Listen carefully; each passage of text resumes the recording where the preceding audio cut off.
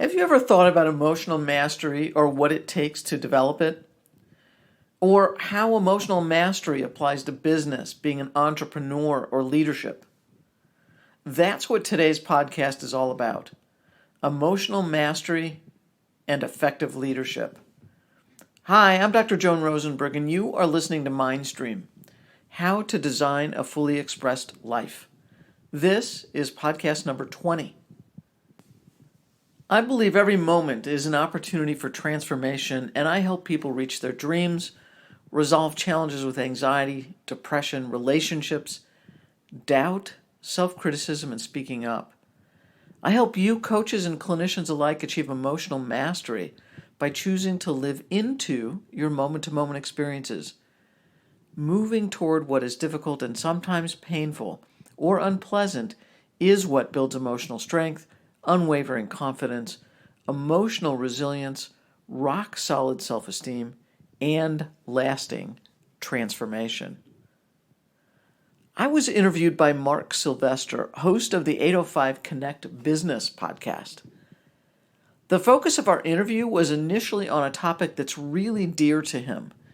He's been discussing leadership and how to increase your effectiveness as a leader. It was an informative interview that covered my emotional mastery approach and a variety of other topics. Stay to the end. I think you'll enjoy the interview just as much as I did.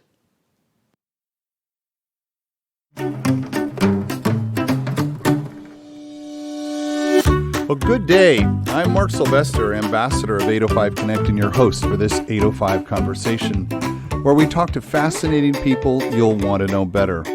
Our show is sponsored by California Lutheran University School of Management and Tolman & Weicker Insurance Services. Thanks to them both for their support and encouragement. And thanks to our podcasting partner, Pullstring Press, for this great studio. And to Patrick, my co-host. Hey, Patrick. Hey, good morning, Mark. Patrick, you're going to love this conversation.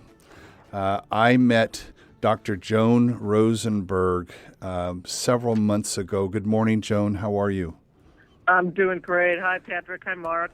I am thrilled to have this conversation. We met as a part of your work with Bo Eason, who's another member of the 805, and the Strategic Samurai, who we've had on the show, Kimberly Weil, was at the World's Greatest Speaker Conference, met Bo and Brendan and Roger Love, and through that relationship, we met you, and you work closely with Bo Eason's groups, and we invited you on the show because you're one of the smart ones, Joan.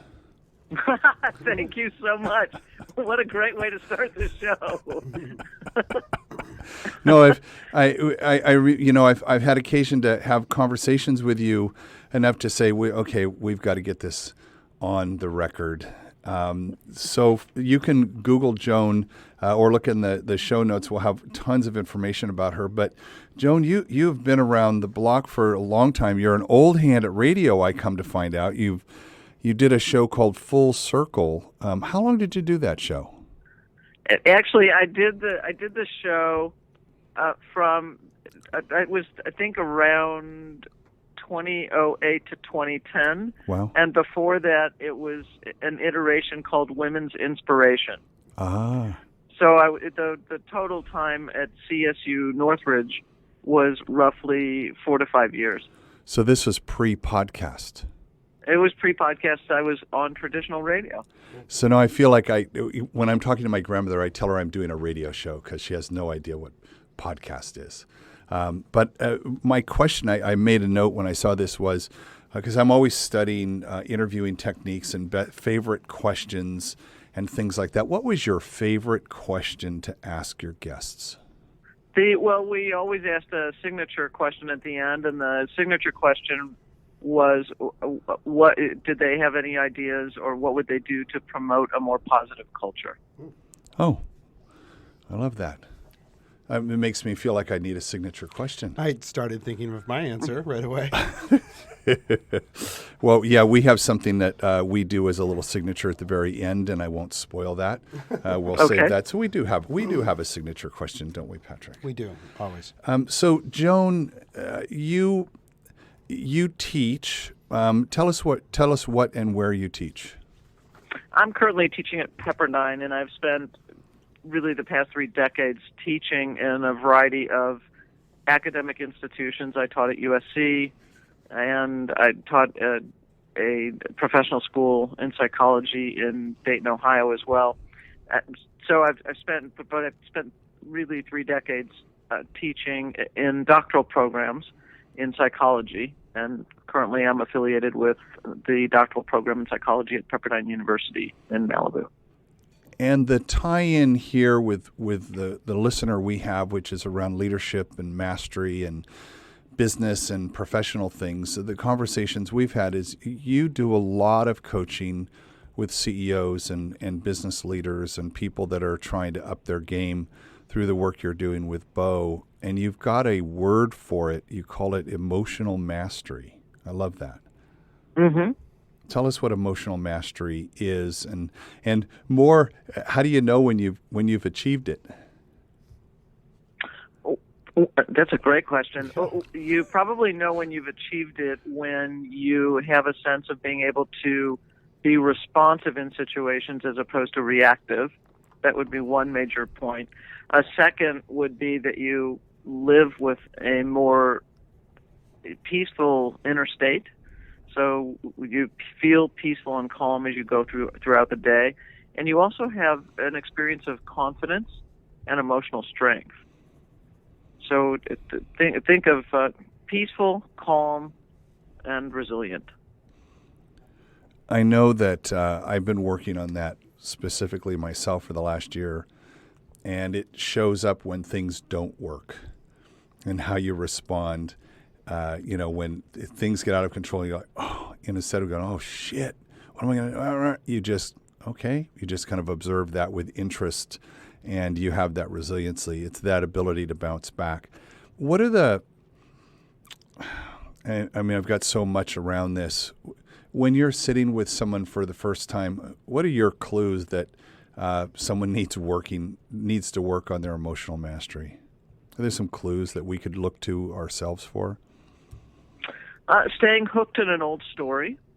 That there's something that's happened, either one thing or several things that's happened in someone's life, and they can't seem to let go of whatever that experience is or was.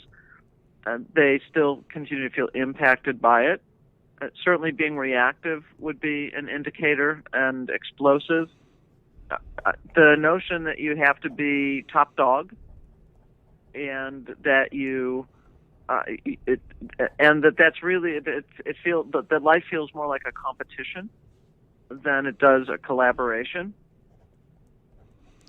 That's interesting, because in business, I kind of feel like we're always competing.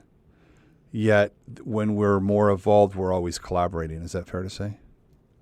I believe that, and again, the difference is that you may be competing for market share. The idea isn't that you're competing with your colleagues. Right.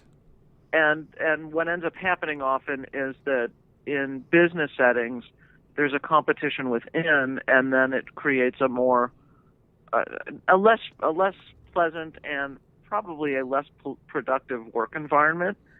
And if people can learn how to be more collaborative in teams, whatever those team makeups are, then it makes a huge difference in how productive the business can become. So that what you're doing is, like I said, you're competing for market share as opposed to competing against each other. There was a book on this subject that I think I got in '99 by James Moore, called The Death of Competition, which suggested to businesses that it was about competition. It was more, he put out this idea of business ecosystems, and he said, look at your business in the context of the whole ecosystem of your industry.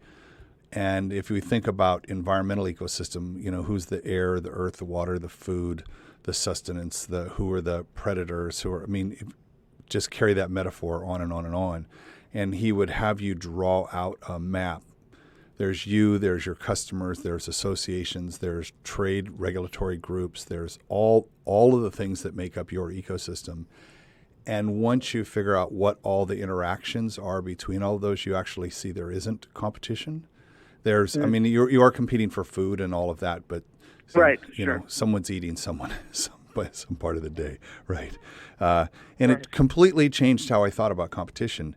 And I want to talk about collaboration though, because it's something we're all trying to achieve in business, and we have a really hard time doing it. And why do you think that is? I mean, we talk about it. We talk a really good game. I don't think we execute as well as we could. And if you'll dial in your question just a little bit more. So we want to collaborate, but when it gets to actually putting the teams together and having them, there tends to be interpersonal dynamics and politics and all these other things that creep in and make it so you can't collaborate as much as you would like to. I'm not doing as good a job on putting this question together. No, that's okay. I think, you know, I actually, I put together, and I'd have to see if I can dig out the 5 or 6 different qualities that I'd outlined. I might be able to do that while we're on the phone, but first of all, I don't think that people feel that their work is acknowledged. Okay. And what people desire is to be recognized and acknowledged. And if they're not, then they will engage in efforts to make that happen. That starts to look more like competition. So if a CEO or manager, whoever the person is that's supervising or leading, can acknowledge the efforts, really recognize individually and at times recognize publicly the good works that their employees are doing, it makes a huge difference. That becomes often far more motivating than money. And so the absence of feeling special, the absence of feeling recognized, the meaning goes out of something, and then you're competing for something else. So does that go to what this sense of significance, and that we all want to feel significant, and then secondly we want to feel connected, and that significance comes from that external recognition? Well, it would be great if the significance would come from internal. I was waiting for you to say that. Thank you. But you know, even if we think about what the three of us are doing today, we're engaged in something we believe is meaningful. Yes. And we experience internally as meaningful. So it becomes self-motivating and self-generative because we find meaning in it. Do I need somebody to come along and say, hey, Joan, you know what, you're doing a great job on this, for me to want to share my knowledge? No. It's stimulating and meaningful within. Not everybody feels that way. Yeah, that's a rare thing, right? Right. And so because they don't feel that way, they seek the external validation. And I think we forget, is it possible that the CEO, the boss, who is self-motivated, tends to think everyone's like that and forgets that people do need to have that recognition? Sure, that may happen. And I also don't want to position this as an either-or conversation, and instead have us understand that it's a both-and, that the internal drive and the self-satisfaction and the meaning that we derive from something that we do is important, and also that it's supplements and is extra nice to have someone else outside of us recognize it. So let's understand it's also a both and. It's the quote I heard that I love for this one is the genius of the and versus the tyranny of the or. Well, I've got an or question. So in this current climate of CEOs that have to maintain a perception of fast moving, strong, no weakness, inflappable, is this a standard now that getting counseling from, or not counseling, but like supportive consulting from a psychologist, is that a fear or weakness inside of a CEO? Or is that kind of an established behavior that's happening in CEOs now? Is that an okay thing to seek outside counsel to support, the deficits that you might have in your leadership? Well, I'd like to respond to that one with an analogy. Excellent. And Story time. And I just said this last night to someone. If you think of two leaders, it could be whatever the configuration is, 2 men, 2 women, doesn't matter, 1 man, 1 woman. And both know that they have a problem or a concern that they need to address. And so both know that they need help. They have the problem. They know that they need help with the problem. One goes to get help with it, seeks help, and the other one doesn't. Which one's the wise one? Which one's the fool? Well, one would think the one who goes to get help.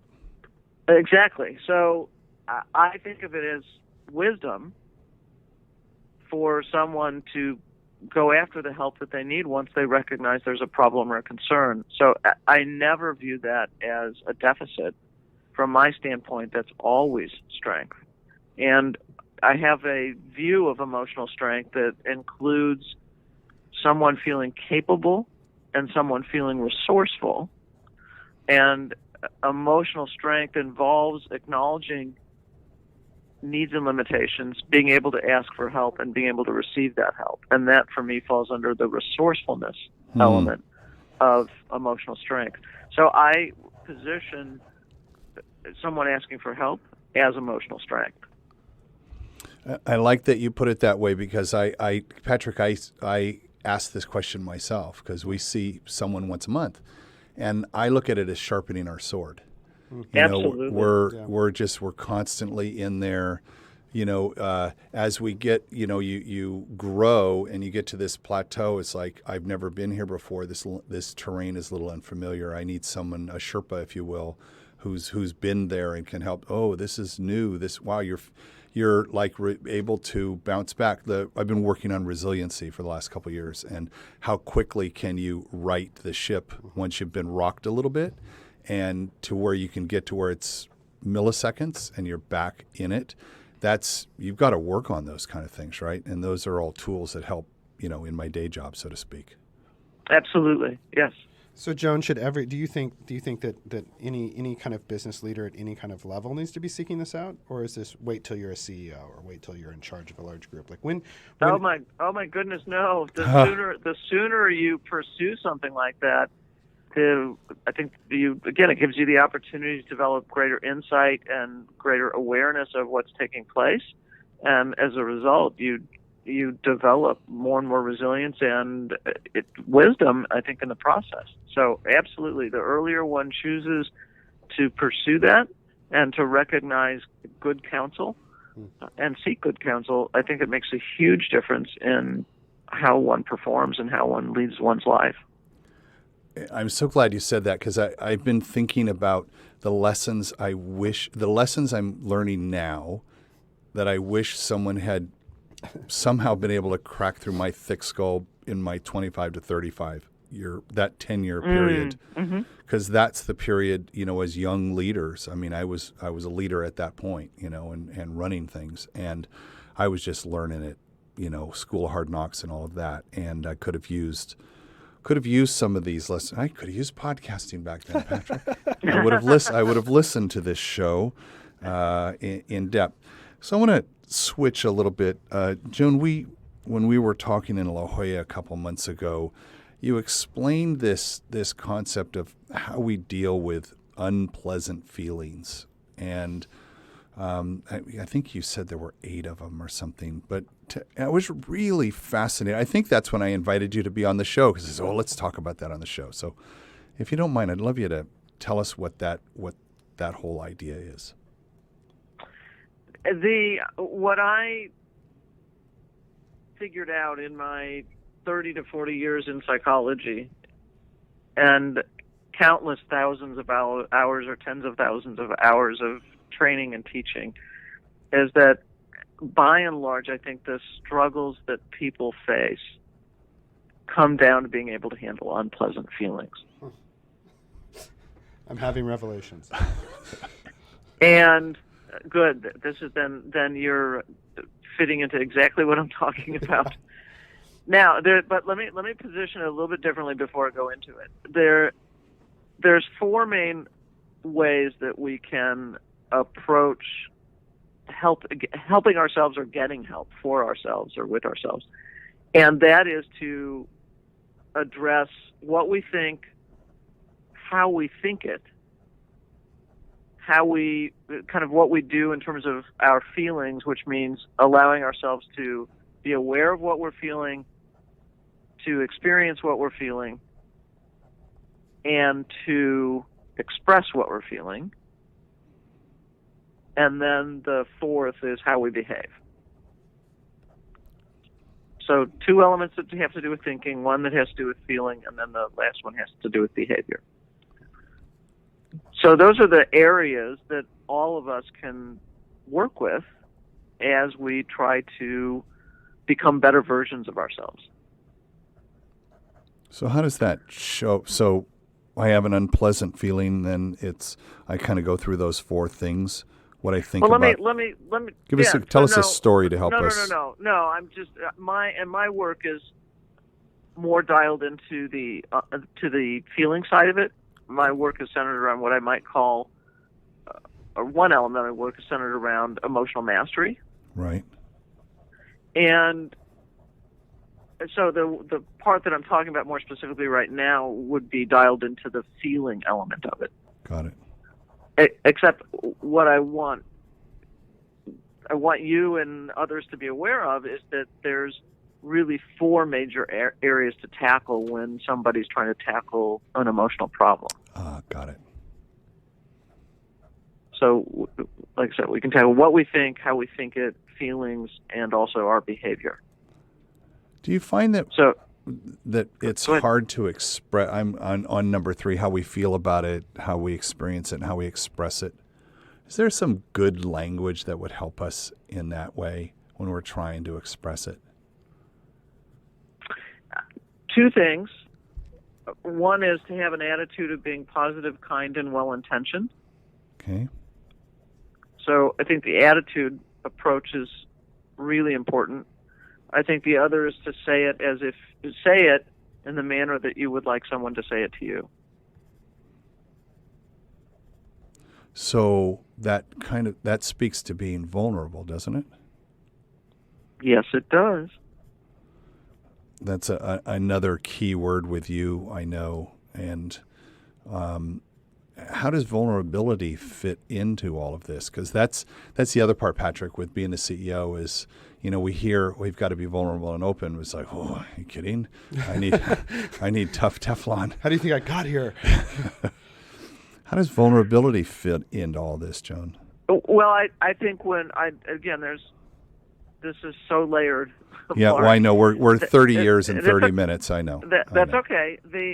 I think of vulnerability. There's an element of vulnerability that we all experience and none of us can get away from. And so it's innate. It's part of our nature. And the truth is, any one thing could happen to any one of us at any moment, and that just at some level leaves us vulnerable all of the time. It's hard for most of us to think of it in that way, except it's true. And the notion here is that you kind of keep that awareness at a very low level so it doesn't inhibit what you do on a day-to-day basis. There's another element of vulnerability that we choose. So I like to call that conscious vulnerability. And I define that as an openness and a willingness to learn or to be hurt. Mm. And when we can choose to be vulnerable, we're at our greatest strength. So I want to unpack that a little bit. So So you had me at openness and willingness to learn, but then and be hurt. Right. Willing to be heard. That's hard. That's a tough one, Joan. Well, if we look at what the three of us are doing right now, we're putting ourselves out there, which means that someone can come back and say either that was bad. We didn't like that at all. We literally have a comment box where people can, for all time, permanently put a note in there to let us know how they felt about it. Yeah. Right, but it could be a comment that none of us want to hear. Mm. Except if we remain open to the possibility that we could learn something from it. And not all comments back that are negative are accurate, and many times it's actually the problem that the commenter needs to work on, not the person who's receiving it. So you have to have the ability to kind of parse that out and to understand what a friend of mine calls the thread of truth in the statement. But the other is that we remain open to the possibility that we can grow more and we can evolve more from the responses of others, especially when they're constructive, if you will, constructive comments. And yet the truth is, anytime we go take a risk, we're choosing to be vulnerable. Yeah, you're right. I mean, that's exactly it. We're right in the middle. We did a big workshop last week and put a survey out, and we're looking at the survey, and you want everything to be fives. You want everything to be, and when people make the comments, it's hard to not take them personally. And we were talking last night, and I said, no, here's it's exactly that. We took a risk. We did stuff we'd never done before. And it was, we're opening ourselves to learning. Hadn't thought about being hurt. So I want to kind of get back to that. So how do you, when you get that comment, now we're lucky we don't get trolled, Patrick, in our comments. We don't attract, not yet. But how do you not get hurt? What kind of a defense do you put up? I mean, so that's what I guess I'm going to attacking. I mean, vulnerability. I don't want to get hurt, but I want to learn from those things. So help me out here, Joan. Well, a couple different things. Again, you look for the thread of truth.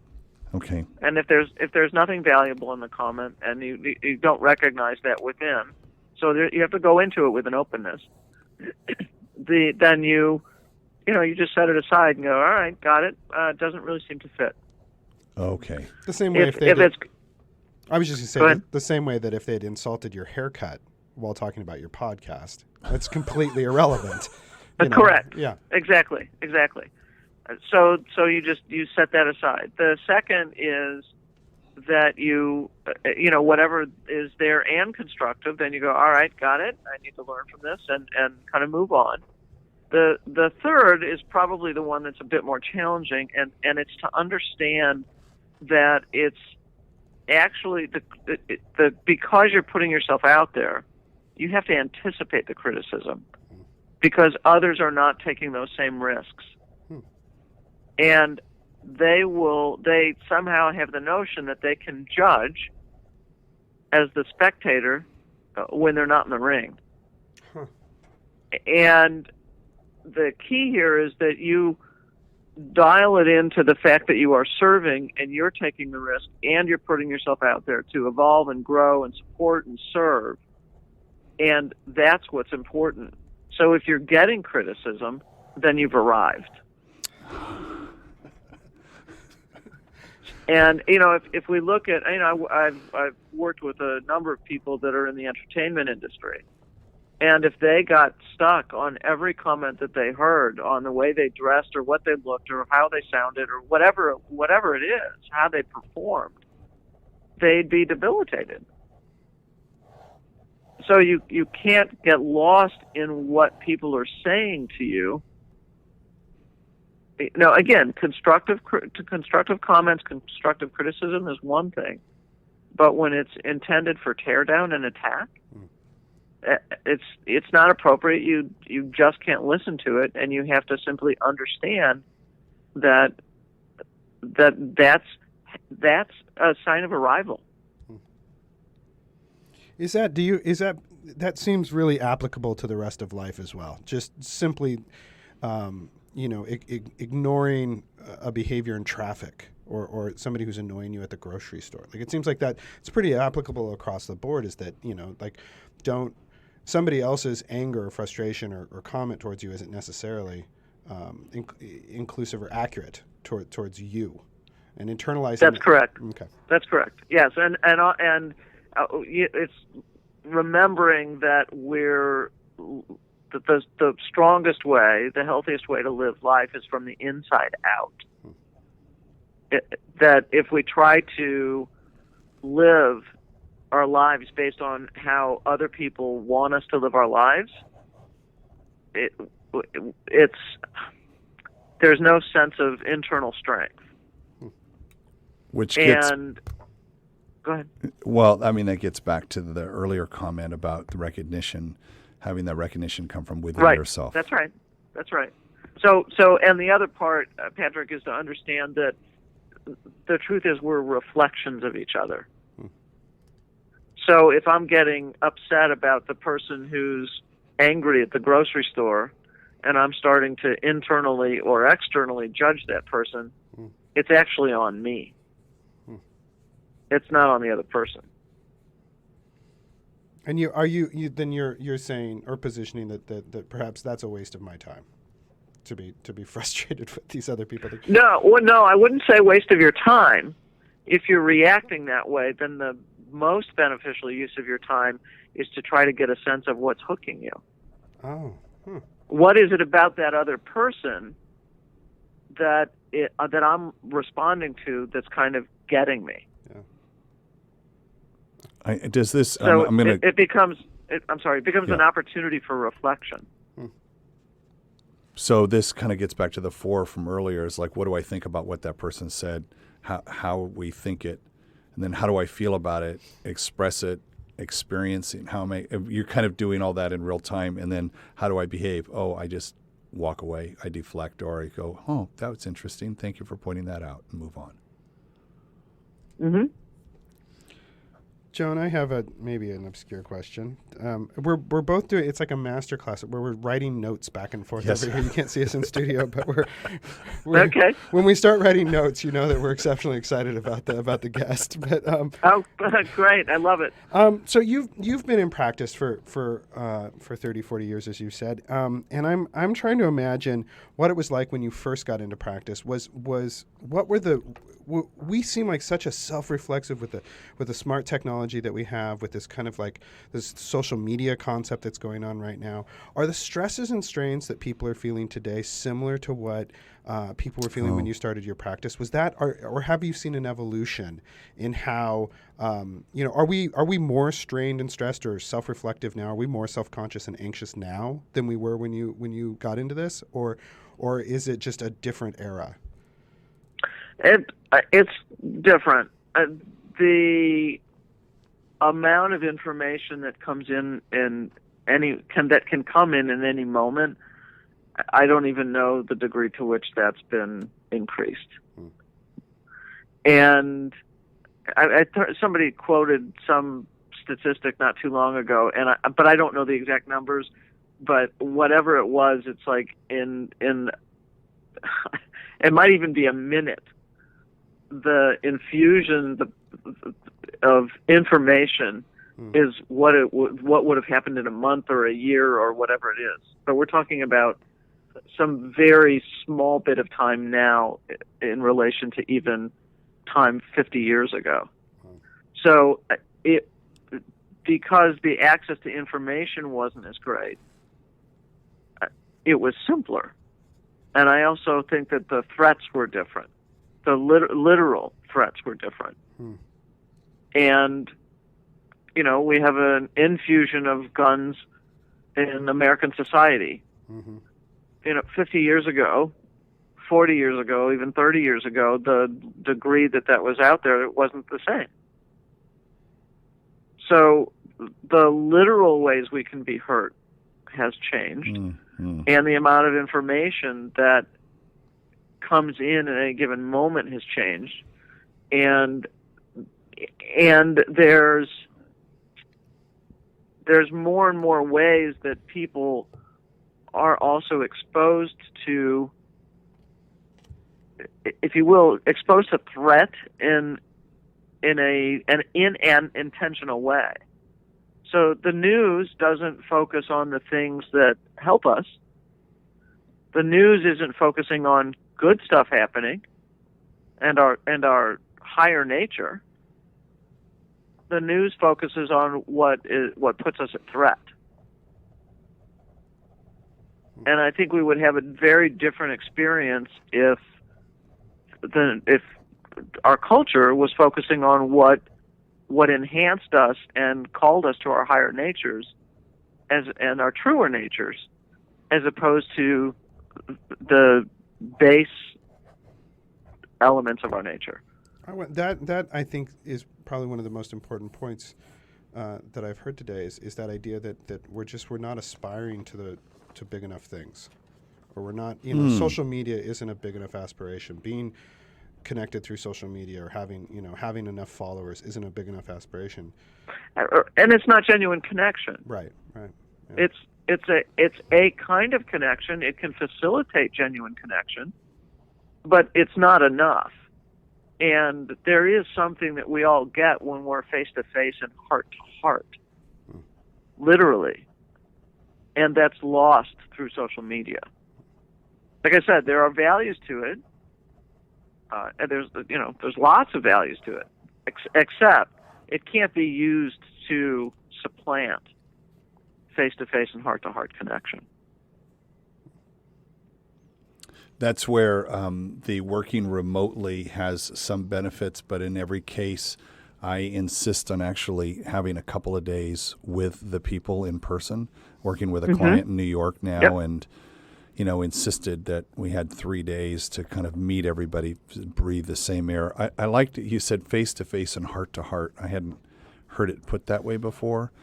I really like that. And we talk about networking a lot on the show because I think that's a skill that people aren't real good at.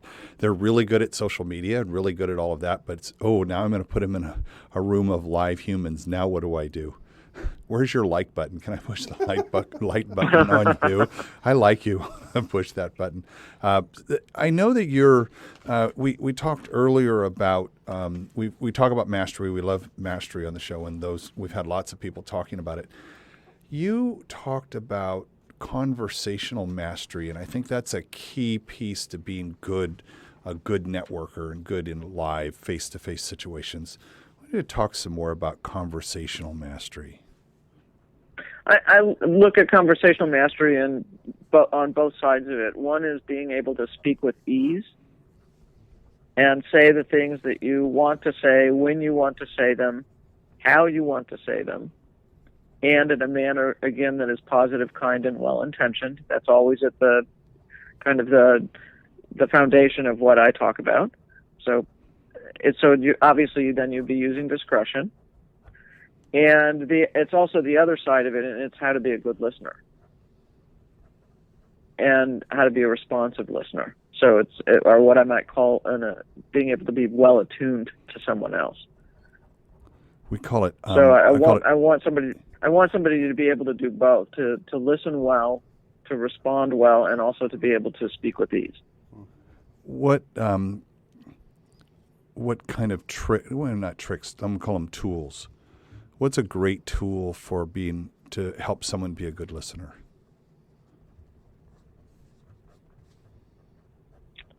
So I had two words pop into mind, and they were feelings first. What do you mean by that? And this is especially true for men, and please hear this in a kind way because that's the way I intend it. I think men, if you will, kind of just part of your makeup is to want to problem solve.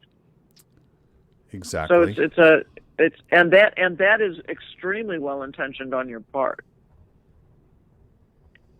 And men are often socialized to dismiss feeling.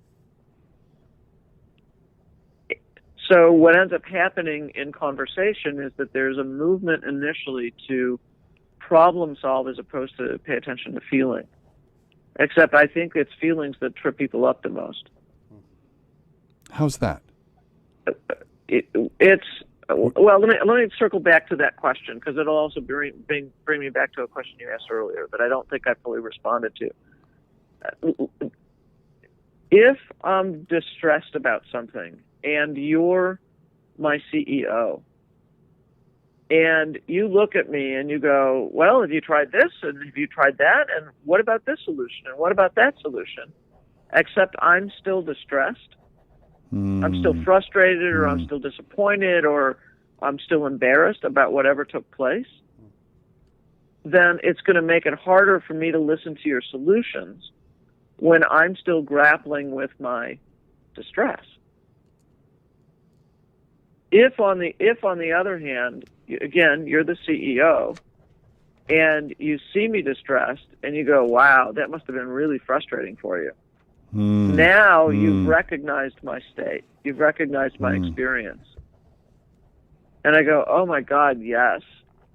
You give me an opportunity to tell you 2 or 3 sentences or maybe a paragraph about what distressed me. I immediately calm down. And then we can go to problem solving. Do you find that most people are not very good at that, which is why we're talking about it? Yes. Yep. And that's part of the conversational mastery. So it's always feelings first, except in high crisis situations. I mean, if it's a life and death matter, you take care of what needs to be taken care of. Then you come back to deal with the feelings. Well, then you're dealing like a first responder. Exactly. So 95% of the situations we're talking about address the feeling that someone is experiencing. Joan, I'm particularly taken with this on a completely different level, in that I've been working on my ability to be a good listener through the study of improv. Our listener knows that I've been doing that for about a year now. And when we do our recaps of the shows, we sit down and watch the show and talk about it. Our teacher almost always talks about how when it didn't work, it's because we weren't talking about emotions. We weren't focusing on how did I feel towards that other person. We weren't, if we can get that emotional piece in there, it connects, everybody gets more connected to it. And it's interesting. We just had this conversation the other night, and what you're suggesting here is that we focus on feeling and emotion, yeah? Yep. Feelings first. I love that. So I put on our notes, which you can't see, I've highlighted that in several different colors. I love that. And unfortunately, we're at the end. That 45 minutes evaporated, Patrick. As it usually does. Amazing. Joan, this was, can we reserve the right to recall the witness, Your Honor? I would be honored. Yes. I love this. I mean, I feel like we just kind of tapped into this, and it was such a great topic. And I know people listen all the way to the end because they want to wait for this question, which is, we've had this fantastic conversation, and I want to put a title on it. We want to give it a name so that when people are looking through the list of well over 50 episodes now, deciding which one to listen to first, this title gets them go, oh man, I need to listen to that. And we like to give our guests the dibs on that, giving that name. What would we call this episode, Joan?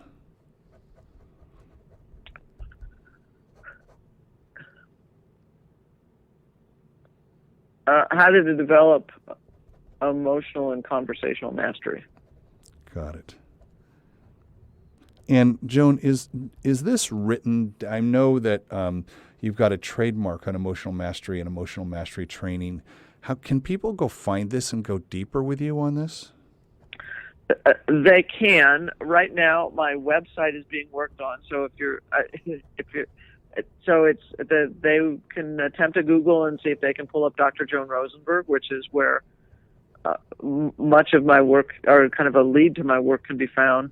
There's I certainly know that when you Google my name, there's many different kinds of interviews and things that I've done that are out and available for people to watch. I also have my own podcast called the Mindstream Podcast. Oh. And so people can go to iTunes and listen to the Mindstream Podcast, and Mindstream is one word. And I actually did, the last episode that I did was all about how to experience feelings. Oh, I love that. So if people want to listen to that, that's fine. And I also have a couple books on Amazon, the last of which is called Ease Your Anxiety. Ease Your Anxiety. So I'll put those in the show notes so people can it's click right how through.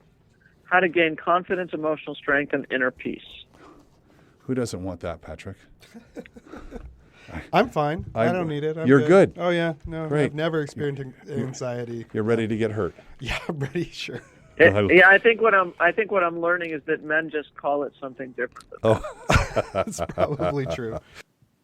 So that's it. An enjoyable and rich interview.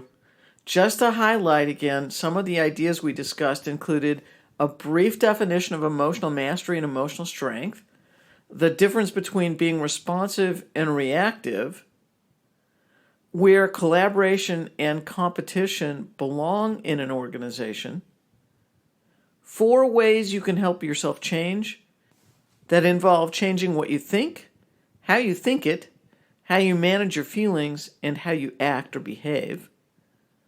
Another was being vulnerable.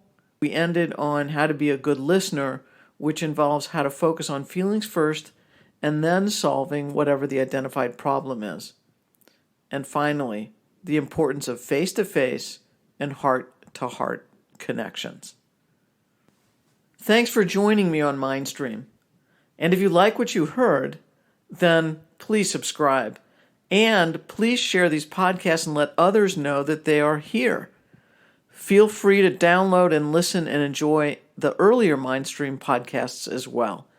And if you feel so moved, I'd love it if you left a nice review. Let me know how the information and podcasts are helping you. Remember, simple ideas can lead to profound change and growth. Choose one. Design the life you'd love to live. Until next time, feel, tell, and live the truth of who you are.